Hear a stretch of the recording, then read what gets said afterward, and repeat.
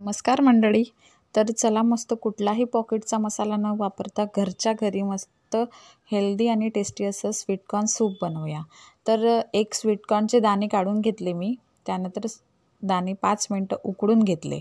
अर्धे दाणे सगळे ठेवले आणि अर्धे दाणे मिक्सरमधून पेस्ट करून घेतले. पातळ अशी पेस्ट करून घेतली आहे. त्यानंतर गंजामध्ये थोडंसं बटर गरम केलं आहे. बटर छान गरम झालं की त्यामध्ये बारीक चिरलेला लसूण आणि बारीक चिरलेला कांदा हे टाकलेलं आहे. आता छान गोल्डन ब्राऊन होईपर्यंत कांदा आणि लसूण परतून घ्यायचा आहे. त्यानंतर यामध्ये आपण जे उकडलेले स्वीटकॉर्न ठेवलेले होते दाणे ते टाकायचे आहे आणि छान परतून घ्यायचं. 5 मिनटं छान परतून घ्यायचं. त्यानंतर यामध्ये चवीनुसार थोडंसं मीठ टाकायचं आणि 1 ते 1.5 ग्लास पाणी टाकायचं. आपल्याला जितकं वाटेल तितकं पाणी टाकू शकता तुम्ही. इथे मी 1.5 ग्लास पाणी टाकलेलं आहे. त्यानंतर पाण्याला छान उकळी काढून घ्यायची. एक उकळी आली की यामध्ये जी आपण पेस्ट केलेली होती, स्वीटकॉर्नच्या दाण्यांची जी पेस्ट केलेली होती ती टाकायची. थोडी थोडी थोडी थोडी करून टाकायची, एकाच वेळी टाकायची नाही.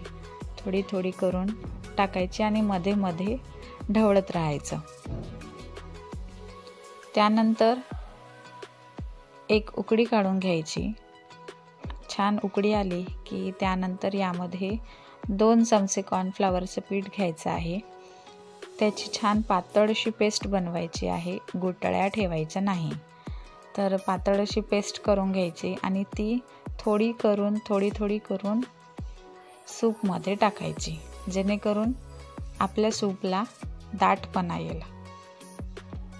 छान कॉर्नफ्लॉवरच्या पिठामुळे छान दाटपणा येतो.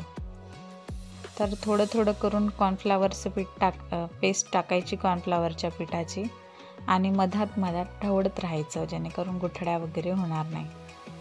तर हे टाकल्यानंतर परत एक उकळी काढून घ्यायची. थोडं शिजू द्यायचं 2 मिनटं. त्यानंतर यामध्ये मस्त सांबार टाकायचा, काळं मीठ टाकायचं आणि आपला सूप तयार झालेला आहे. मस्त गरमागरम सूप सर्व करायचं. खूप टेस्टी आणि हेल्दी रेसिपी आहे. तुम्ही नक्की ट्राय करून बघा आणि चॅनलला सबस्क्राईब